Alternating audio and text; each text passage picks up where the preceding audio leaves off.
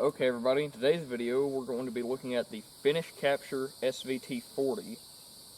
And to start out with the history of this, starting out in 1936, the Soviet Union adopted what was called the AVS-36, which was a design made by Simonov that was full auto, and it was made as a select fire rifle. It was intended to be standard issue, but it was fairly quickly replaced with the SVT-38, which was a design made by Tokarev, and that was a semi-auto rifle.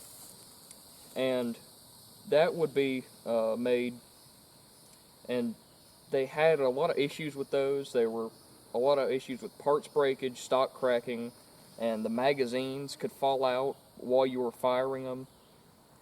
So in 1940, they upgraded it to the SVT-40 and began producing that.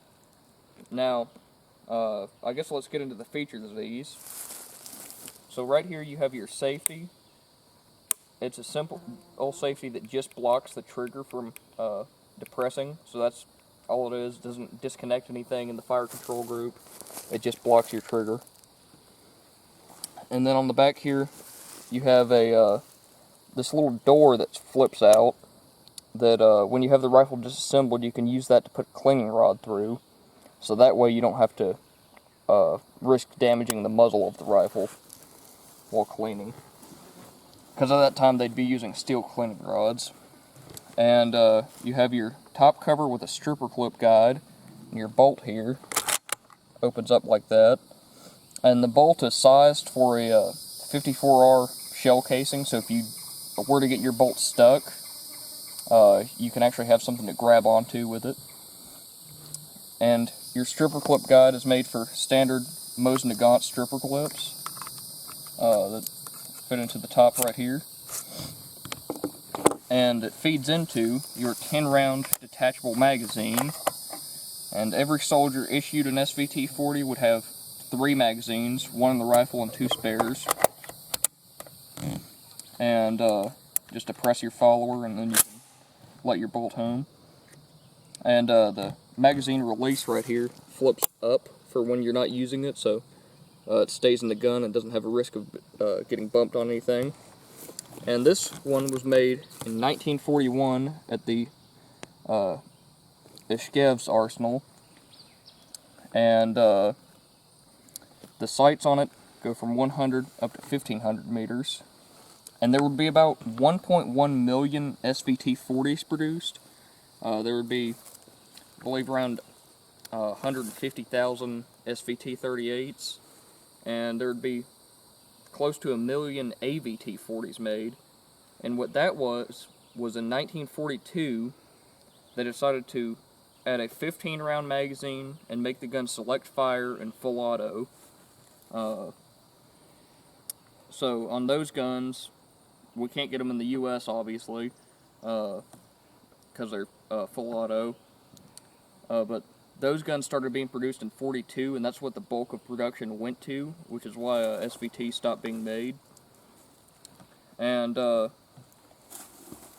guess next up at the front, you have this kind of very cool looking, I guess you call that barrel shroud. And then you have an adjustable gas system, and an adjustable front post at the front, and a bayonet lug. And then your cleaning rod is held in with a button here, which is pretty cool. That's so you can pull out your cleaning rod, and then get it back, you just push your button, and it locks in place. And you have, this is the early style muzzle brake with 6 cutouts on each side. They would switch to a simplified one with 2 cutouts on each side later in the war. And the reason they switched to it was, this was the more effective muzzle brake, but it was so loud and concussive for the people standing to the left and right of whoever was shooting, that they had to get rid of this style of muzzle brake just so you could have a platoon of guys actually firing these rifles and not be deafening and concussing each other the whole time. There's a large variation in sling swivel, or not large, but there's a couple variations of sling swivel on these. This is the side-mounted front one, and underside-mounted rear one. You'll also have one with a slot in the stock, like the 9130 Mosins. And another cool thing on this one is it has a little bit of trench art on the side of it.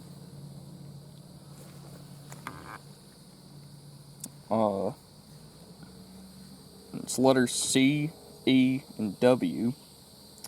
I'm not sure what the history of that is, but it's something fairly interesting. And so, in the Winter War, Finland began capturing these rifles. Were capturing the SVT-38 rifles, and they would capture 4,000 of those, and then they ordered Seiko to produce a clone of the SVT with enhancements and upgrades. But before that could be done, the continuation war started, and they told Seiko to focus on M39 production and not waste any time trying to develop new rifles. And when the continuation war started, they began capturing SVT-40s, and they would then later capture 14,000 of them, and those would be these. And the way you can tell them apart is there's an SA stamp on the side. It's pretty faint and hard to see, but just look on the left side of the receiver for the SA stamp. And yeah, that's pretty much all I have to say about these. This one is one with a scope rail. Only about half of them, I think, would have scope rails on them. But yeah, that's about all I can say about it. Start out here, so let's get into shooting at some. Alright, we're going to start out with 10 rounds down at 100 yards. We're using PPU 150 grain soft points, and we've got our gas system set to 1.3, and the gas system is a 5-position adjustment, and we've already adjusted our gas before we started the video.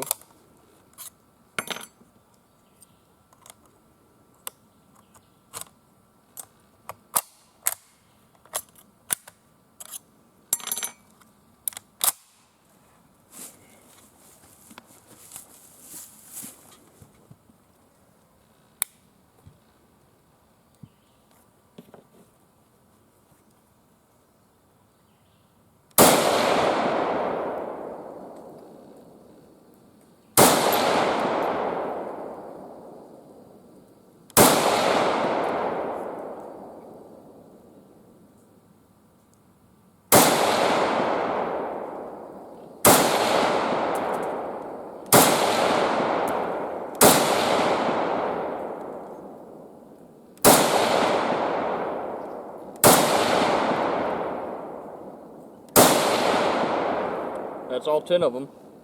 And also show off one of these super hot pieces of brass that one of the cases fits right here in the charging handle, so that way if you had your chamber stuck with a messed up bullet or something, you could actually have something to grab onto to yank it out of there, which is a pretty cool feature. Alright, here's our first group. We got 1, 2, 3, 4, 5, 6, 7, 8, and then 9 and 10 are down here.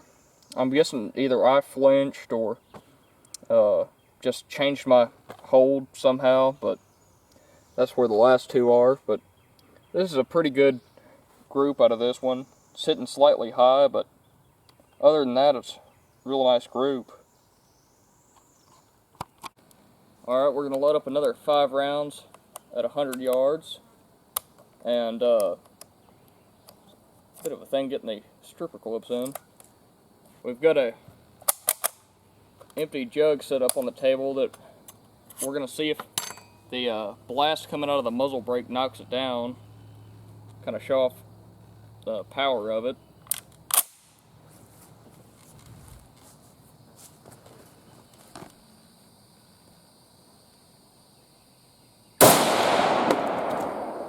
Oh, we got a jam. That case is hot. Who's in there?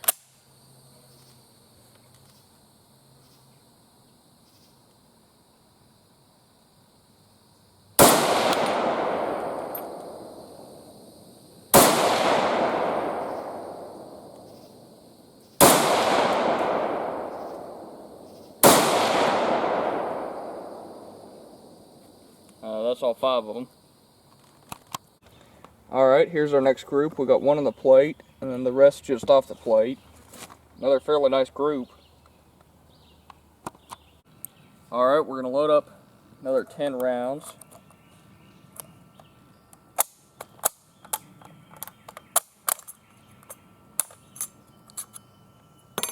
And we did have a jam with that last group. I think that's because the 1.3 setting just, is a little bit light on gas, but the problem with that is it's only a 5-position gas system, and it goes from 1.3 up to 1.5, which I think 1.5 might be a little bit more gas than it needs, so we're just going to run it at 1.3 even if we do get some slight jams. We may have to play around with that at a later time and just kind of figure out what gas setting this really likes. But another 10 rounds at 100 yards.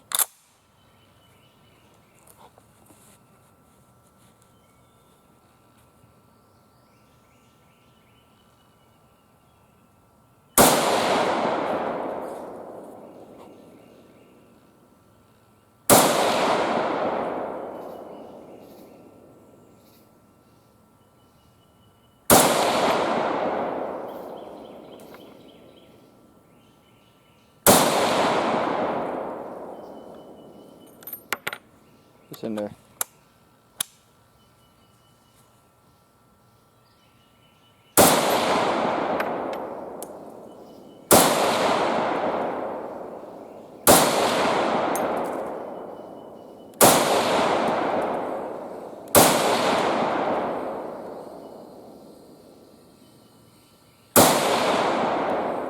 That's all 10 of them, and I think we might stop after this group because you can see she's pretty well steaming.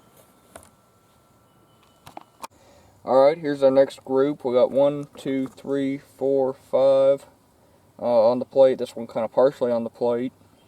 7, 8, 9, and then 10 is a double up. I guess also kind of on the plate. Alright everybody, that's going to be it for the video.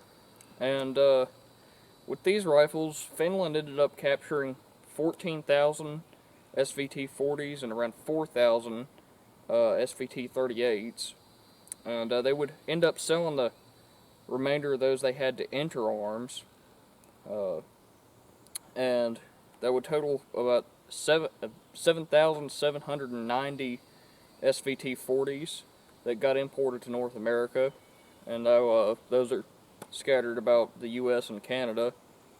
And that would be where these rifles would end up. Those 7,000 were the only ones that were remaining, because they had a fairly high number of these basically just become non-functional from parts breakage or the bores wearing out, because the Finns used these a lot. They loved these things.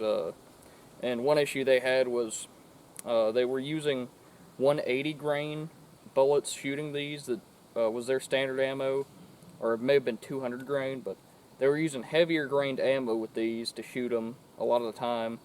And the Finnish ammo wasn't really working for the gas system. That would lead to a lot of issues with parts breakage and other things like that. A big issue was stock cracking on a lot of these, which the Finns put a number of new stocks on these, so that's something you can find on a lot of these. But yeah, that's pretty much the story of these. And as far as if I would say an SVT-40 is worth picking up, because these now are about, I guess a good way to put it is you can get 2 M1 Grands for the price of one of these. Now, would I say that's worth it for just the average person that's into surplus rifles? I don't really think so. I think you can, have a better use for that money. Like get an M1 Grand and just a ton of ammo, because 54R is not really cheap enough to shoot. This is only something I'd say that, if you're a collector and you want to get one of these, that's definitely worthwhile, but for the price of these today, I don't know if it's worth it for just the average shooter. Yeah, that's pretty much going to be it for the video, and if you want to see any more out of this one, and also if you want to see a comparison of this compared to some other World War II semi-autos, let us know in the comments, and We'll catch you in the next one.